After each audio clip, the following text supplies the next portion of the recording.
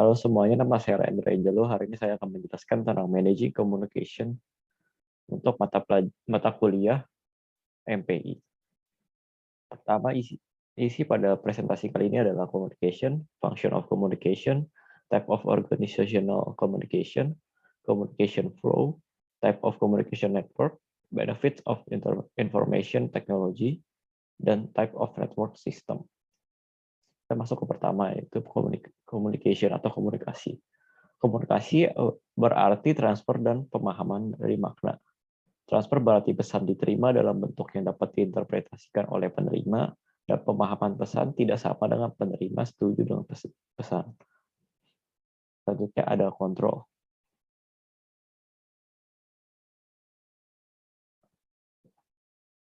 Function of communication. Pertama ada kontrol. Kontrol merupakan komunikasi formal dan informal bertindak untuk mengontrol perilaku individu dalam organisasi. Misalnya ada motivasi, komunikasi mengklarifikasi apa yang karyawan harus selesaikan, seberapa baik mereka menyelesaikannya, dan apa yang dapat dilakukan untuk meningkatkan performa. Selanjutnya ada emotional express. Interaksi sosial dalam bentuk komunikasi kelompok kerja menjadikan cara untuk karyawan untuk mengekspresikan diri mereka. Dan terakhir ada information. Kelompok kerja dan individu memerlukan informasi dalam membuat keputusan atau melakukan pekerjaan mereka. Selanjutnya saya akan masuk pada types of organizational communication. Yang pertama ada formal communication. Komunikasi yang mengikuti rantai perintah yang resmi atau bagian dari komunikasi yang dibutuhkan untuk melakukan suatu pekerjaan.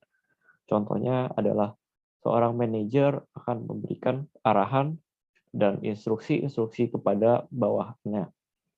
Dan seorang supervisor akan melakukan komunikasi secara formal kepada karyawan atau operator yang berada di bawah supervisinya.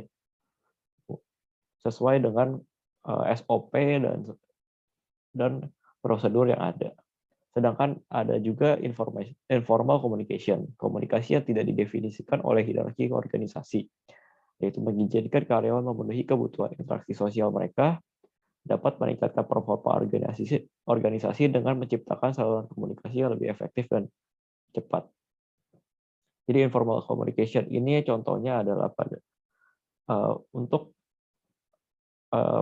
komunikasi-komunikasi di luar dari hal-hal yang berhubungan dengan pekerjaan. Contohnya misalkan seorang supervisor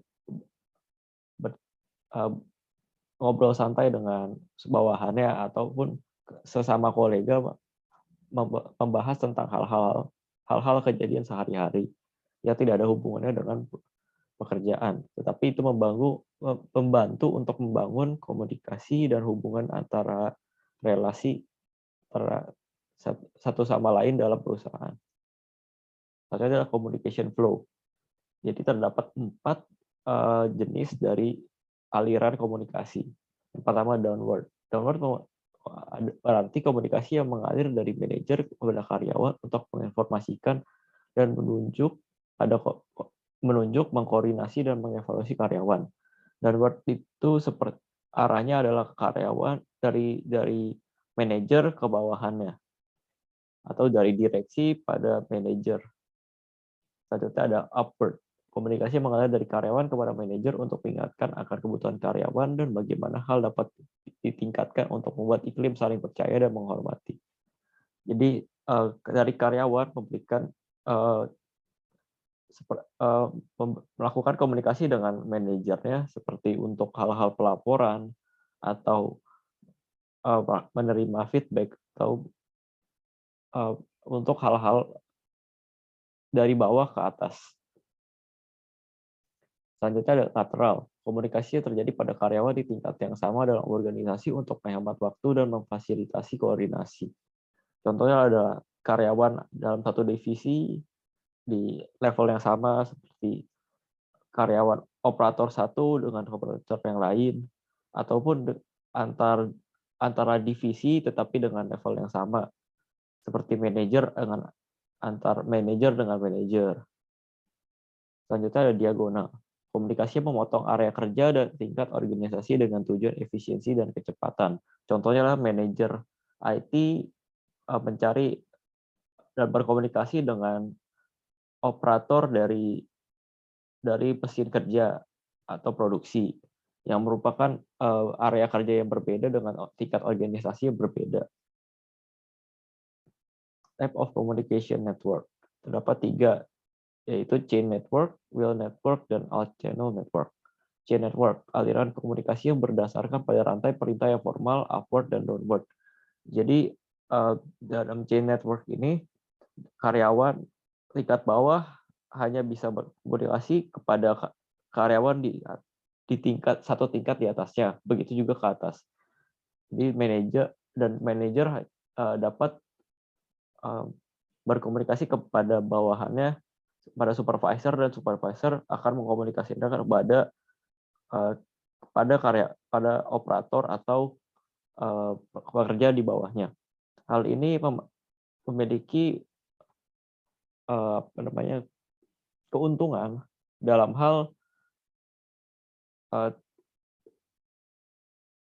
kejelasan dalam struktur dari organisasi dan otoritas yang ada. Tapi dapat memperlambat aliran komunikasi dikarenakan komunikasi hanya terjadi dari satu jalur saja. Ternyata ada wheel network. Semua aliran komunikasi keluar dan masuk melalui ketua kelompok atau hub kepada yang lain di dalam kelompok. Seperti pada kelompok, pada tugas kelompok. Satu orang ketua akan membagikan informasi kepada masing-masing dari anggotanya, dan setiap anggota melaporkan kepada ketuanya dan mendapatkan feedback melalui ketuanya. Selanjutnya alt-channel network, dan komunikasi bebas di antara semua anggota dan kelompok kerja. Kalau untuk ini dapat contohkan dengan kelompok kerja yang membebaskan komunikasi dan tidak harus berkomunikasi hanya lewat ketuanya, seperti anggota satu dengan anggota lain, dan anggota dengan ketua dengan anggota, dan di mana semua anggota dan yang ada di dalam kelompok kerja itu dapat saling berkomunikasi dengan bebas. Selanjutnya ada benefit of information technology atau IT. Yang pertama, increase ability to monitor individual and team performance. Meningkatkan kemampuan untuk memonitor individu dan tim dari performa dari individu dan tim. Selanjutnya dapat better decision making based on complete information. Dapat mengambil keputusan yang lebih baik berdasarkan informasi yang lebih lengkap. Selanjutnya more collaboration and sharing information. Lebih banyak kolaborasi dan membagi informasi, dan greater accessibility to coworker. Aksesibilitas yang lebih tinggi untuk karyawan lain. Contohnya pada perusahaan adalah dengan adanya information technology, Google dapat memonitor bagaimana karyawannya bekerja dan progres dari pekerjaan tersebut, baik individu maupun timnya. Selanjutnya juga dalam pengambilan keputusan, informasi yang dengan adanya IT, informasi yang lebih lengkap dapat diperoleh dikarenakan informasi terkumpul dalam satu bagian yang dapat diakses bersama-sama, sehingga informasi tidak bercecer dan dapat memberikan gambaran yang lebih komplit untuk pengambilan keputusan yang lebih baik.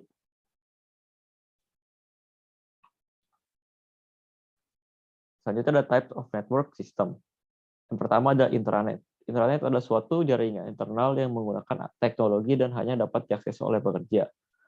Saya mengambil contoh Bank HSBC di UK yang mengembangkan intranet sebagai tempat untuk 55.000 karyawannya dalam melakukan pengecekan prosedur, akses alat, dan mempelajari tentang berita dan event yang relevan dengan pekerjaan mereka. Melalui migrasi informasi dari bentuk cetak menjadi elektronik memberikan keuntungan signifikan dalam hal biaya, di mana 55.000 karyawan merupakan jumlah karyawan yang tidak sedikit. Jika informasi hanya dalam bentuk cetak, biaya yang dibutuhkan dalam bentuk dalam bentuk tinta, dan kebutuhan alat seperti printer itu akan menjadi sangat besar. Sedangkan dalam bentuk elektronik hanya membutuhkan suatu instalasi dan perangkat yang dapat diakses oleh semua pekerja. Selanjutnya adalah extranet. Extranet suatu jaringan internal yang menggunakan teknologi dan mengizinkan pengguna terotorisasi di dalam organisasi untuk berkomunikasi dengan orang luar tertentu seperti pelanggan dan vendor. Saya mengambil contoh Cisco. Cisco menerapkan extranet untuk membantu mereka dalam outsourcing partner dan konektivitas yang aman dan terjangkau. Hal ini didorong dengan adanya kebutuhan untuk memfokus pada bisnis utama dan manufaktur outsourcing, engineering, finance, dan bantuan teknis untuk partner.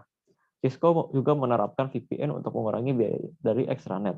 Extranet yang diterapkan dari Cisco membantu Cisco dalam mengatur jasa, mensuplai, dan mengatur peralatan Cisco di situs partner. Berikut ini merupakan referensi yang saya gunakan. Sekian presentasi dari saya. Terima kasih.